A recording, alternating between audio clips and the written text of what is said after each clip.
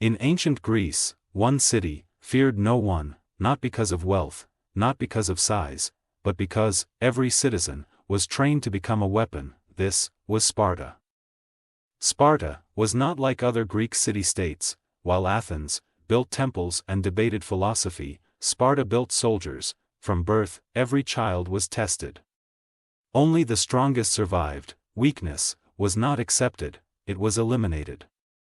At age 7, Spartan boys were taken from their families and placed into the Agoge system. They were trained to endure pain, hunger, and fear. They learned to fight, survive, and obey, without hesitation. Hardship was their education. Spartan women were also different from the rest of Greece.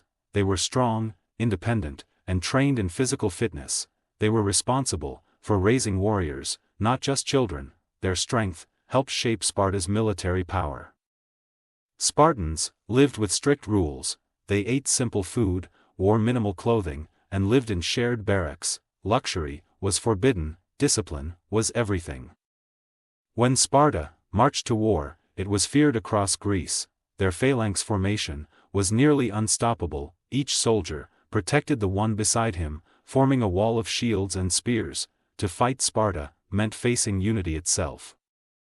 But Sparta's power came at a cost. Art, philosophy, and culture were limited. The city that produced the strongest warriors also produced very little written history. Strength replaced expression.